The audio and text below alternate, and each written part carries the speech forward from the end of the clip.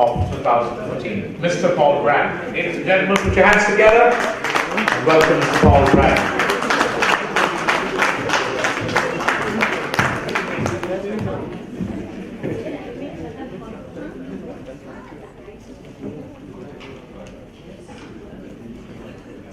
What an exciting time for all of you. Good afternoon. It's an honor for me to be addressing the next generation of global leaders. It has a nice sound to it, doesn't it? You've worked hard and sacrificed for this day. Empowered with a superb education, you can now begin the most exciting stage of your personal journey. A commencement is by definition a beginning when everything starts anew.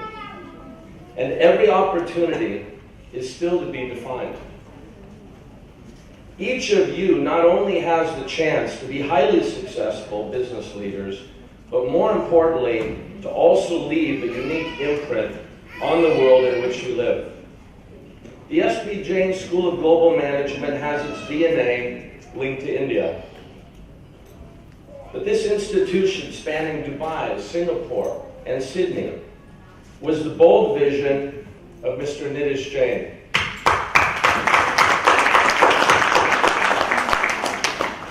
And of course, he's been submitted by a very focused and passionate academic team.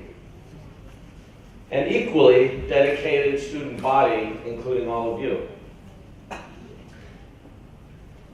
In less than 10 years, SP Jain has been recognized as one of the top global business schools in the world, which in itself is a great entrepreneurial story. Today, you've become an extension of an elite alumni network of more than 4,000 across the globe already. And along this remarkable achievement comes profound responsibility. International business requires a new vision and a rare breed of leaders who can creatively adapt to and shape a constantly changing environment. There are several essential traits that will define your ultimate success, including cultural sensitivity. Taking pride in your own nationality while also embracing the responsibilities of global citizenship. Managing business across multiple dimensions. A commitment to sustainable prosperity. Growing profit and people with equal passion. And building a personal reputation based on integrity and honor. When I started my career in international business, I had no idea where I'd end up. So I prepared to go to South America, and I learned Spanish. And thereafter, I lived in London, China, India, Singapore. So obviously my language skills were not as proficient as I thought. However, what I leveraged instead was my training in multicultural management, as you are doing now. This enabled me to build my career starting 6 companies and managing businesses across 14 countries. Traveling across the globe and touching so many cultures is one of life's greatest gifts. Ultimately, we learn how complex each culture is, and yet how similar we are as human beings.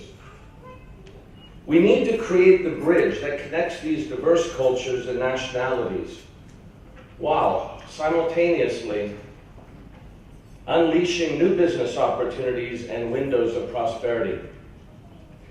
When I look at my own career path, I can state unequivocally that the most satisfying accomplishment is growing the people around you, mentoring them and unleashing their potential. This will be your ultimate responsibility as business leaders and also the most rewarding mission.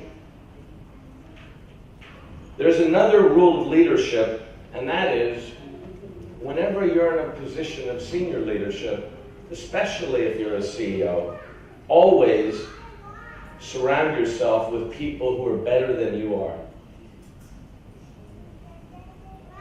Your role is to shape the environment, drive the strategic objectives, and leverage the knowledge network of a diverse team to maximum effect. When you unleash the talent within your organization, revenue and profits will soar, and you will retain a unique competitive advantage because you have the ultimate power supporting your objectives.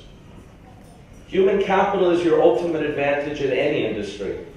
At one point in my career, I was ordered to terminate 2 individuals during the Asian economic crisis.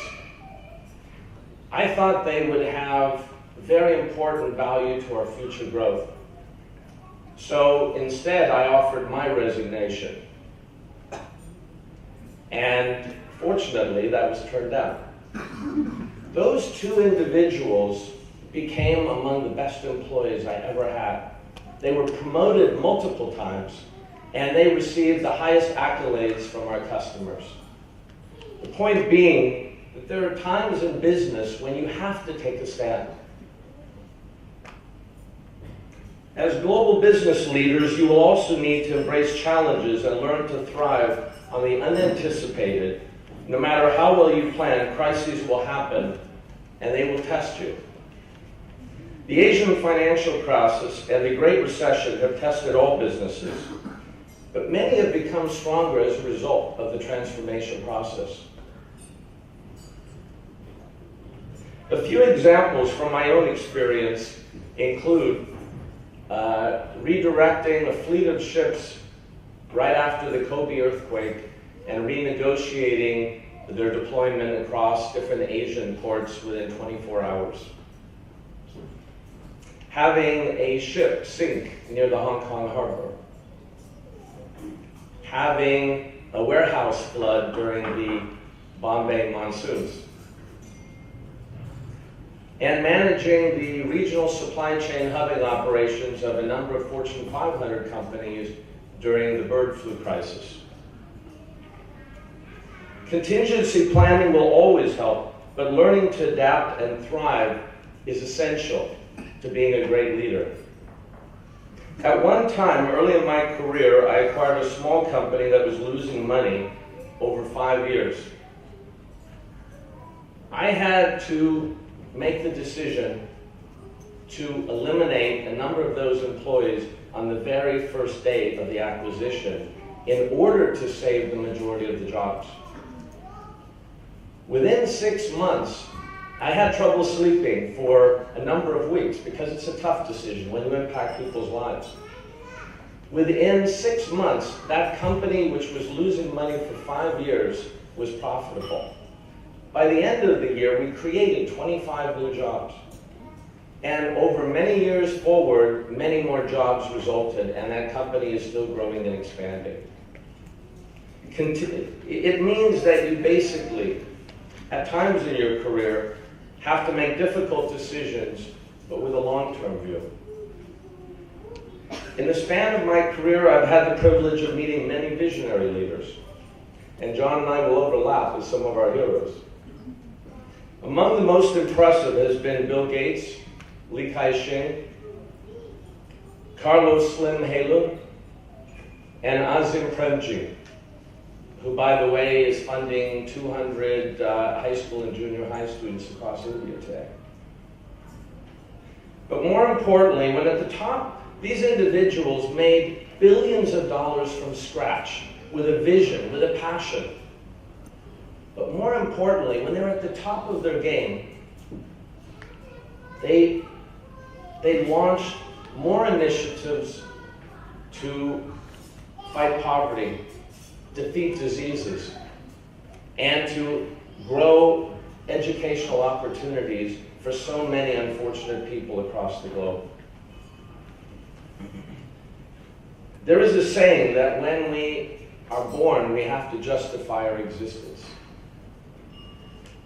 And the ultimate wealth is defined by the number of lives that we touch along our journey.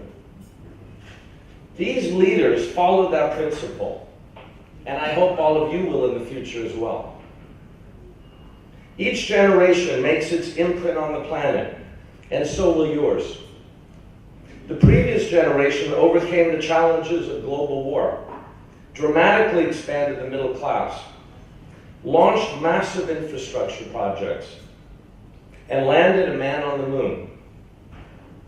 Singapore was also created out of a bold vision and sacrifice of many to achieve this amazing result, which continues to evolve.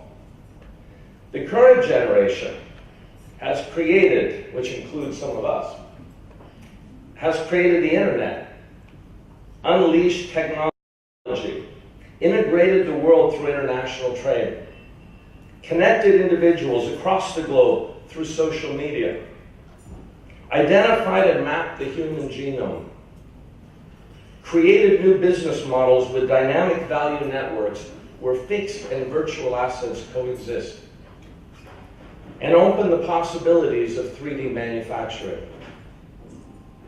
I believe your generation will ultimately conquer many of the diseases that have plagued humanity and dramatically extend the quality and length of life. Develop new sustainable energy sources. Identify methods to combat global warming. Utilize nanotechnology and artificial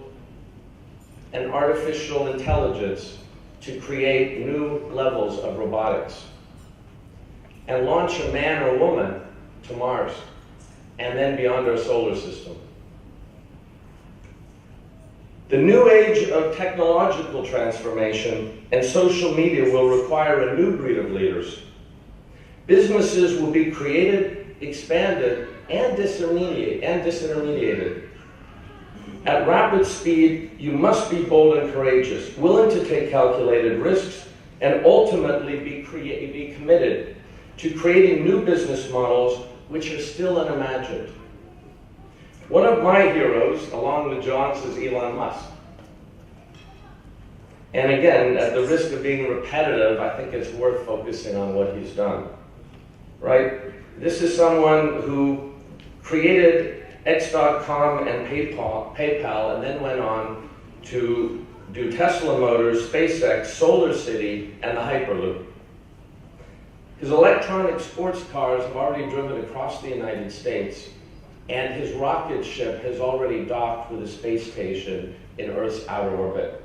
And he's now planning a private sector initiative to go to Mars within the next 12 to 15 years. I think he'll do it. 20 years ago, we thought that there were 100 galaxies in the universe. Today, there are approximately 500 billion galaxies. All human knowledge continues to accelerate, and the amount of all information available continues to double every few years. This is forcing the need for more technical expertise, but knowledge of the humanities, history, art, and culture are also essential.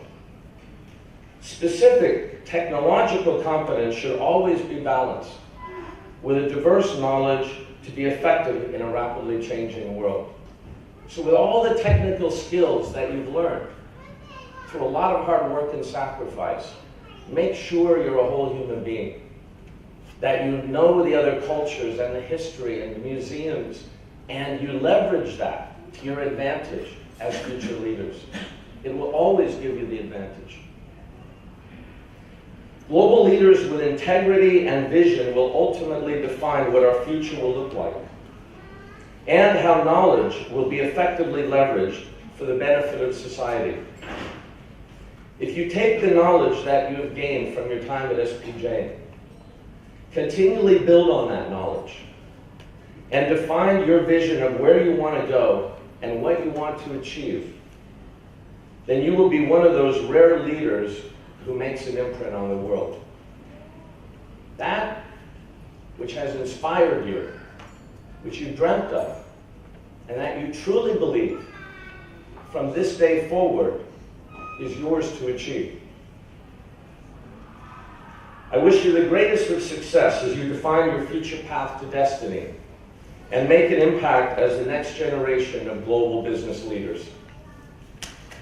Congratulations.